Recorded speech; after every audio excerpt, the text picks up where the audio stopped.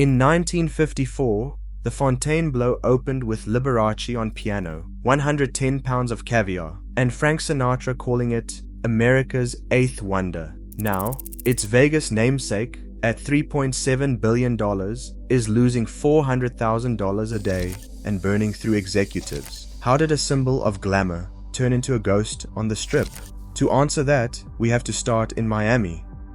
Morris Lapidus arrived in Miami Beach with a vision shaped by the immigrants' hunger for spectacle and belonging. When Ben Novak handed him the commission to build the Fontainebleau, Lapidus ignored the straight lines of modernism and drew sweeping curves, floating ceilings, and a lobby designed for drama. He sketched his ideas on whatever he could find, sometimes a napkin, sometimes the back of a menu, layering his signature bow tie motif into the carpets, the railings, even the pool tiles. The result was a hotel that seemed to shimmer with possibility. On opening night in December 1954, the Fontainebleau hosted 1,600 guests for a $50 dinner, with Liberace at the piano and 110 pounds of caviar on ice. The lobby staircase, grand and white and famously leading nowhere but a coat check, became the setting for every entrance. Lapidus wanted guests to descend in full view, the center of attention,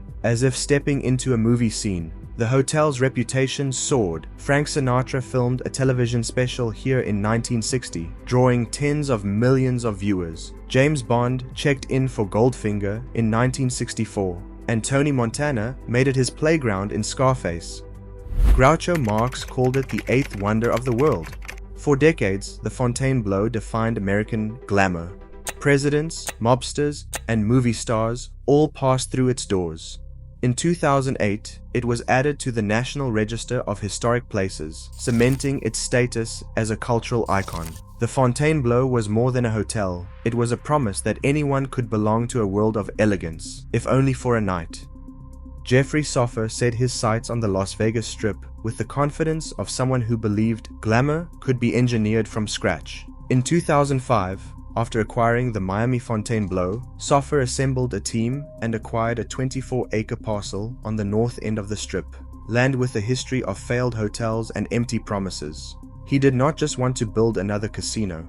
He wanted to create Nevada's tallest building, a 67-story blue glass tower rising 737 feet above the desert, with nearly 4,000 rooms and a casino floor stretching 173,000 square feet. The vision called for 36 restaurants, a spa modeled after Iceland's Blue Lagoon, and ceilings so high they seemed to float above the gaming tables. Soffer brought in Glenn Schaefer, the former president of Mandalay Resort Group, to help reimagine what a Las Vegas resort could be. They pitched a property where gaming would be just one slice of the revenue, luxury, dining, and nightlife would drive the rest. The project's estimated cost started at $2.9 billion, but the ambition behind the numbers was even bigger. Construction began in 2007, with cranes and steel skeletons rising quickly against the skyline, promising a new era for the North Strip.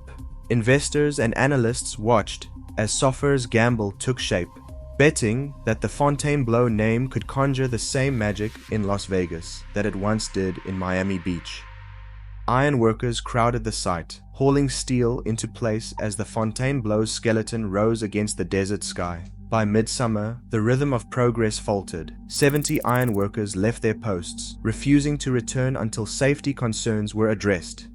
The job had become a pressure cooker, deadlines tightening, corners cut, crews told to move faster as the tower pushed higher.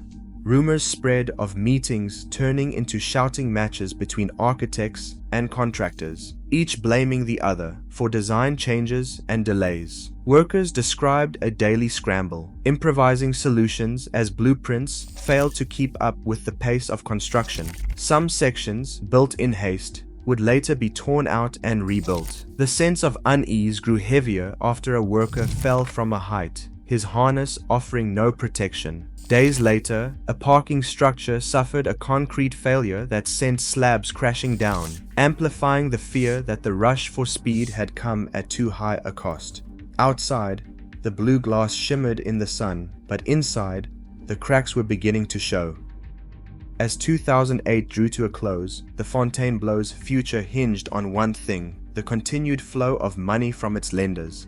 The project depended on a $4 billion financing package led by Bank of America, with equity from international partners and unions. But when the Great Recession swept through Las Vegas, banks grew uneasy. In April 2009, the lending group froze hundreds of millions of dollars in funding, citing an unspecified default. Fontainebleau's developers accused the banks, especially Deutsche Bank, which was backing the competing Cosmopolitan project, of sabotaging their progress. They filed a $3 billion lawsuit, alleging the lenders had pulled out to protect their own interests up the Strip.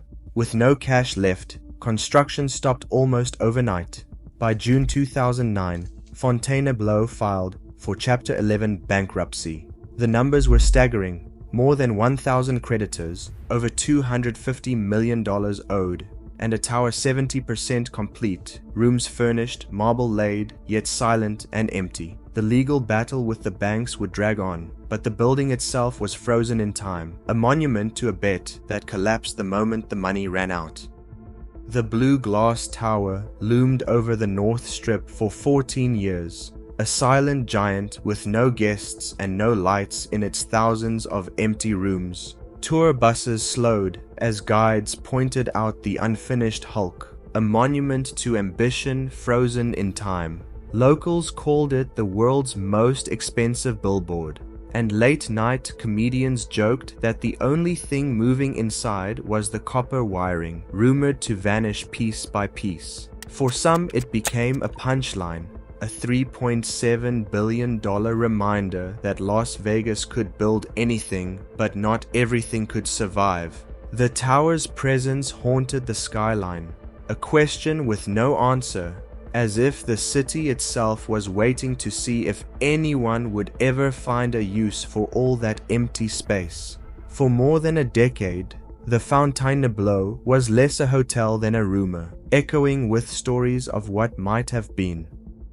Carl Icahn stepped in during the chaos of 2010, scooping up the half-finished Fontainebleau for just $150 million, a fraction of the billions already sunk into the project. He did not pour a single dollar into construction. Instead, the tower sat untouched on the Strip, its blue glass reflecting empty promises while Icahn waited for the market to turn. 7 years later, he flipped the dormant shell to Steve Witkoff and New Valley LLC for $600 million, pocketing a $450 million profit without ever opening a door to a guest. Witkoff tried to breathe life back into the project, renaming it The Drew after his late son, and striking a deal with Marriott. But as 2020 began, the pandemic slammed Las Vegas shut, contractors filed liens, and the building went dark again.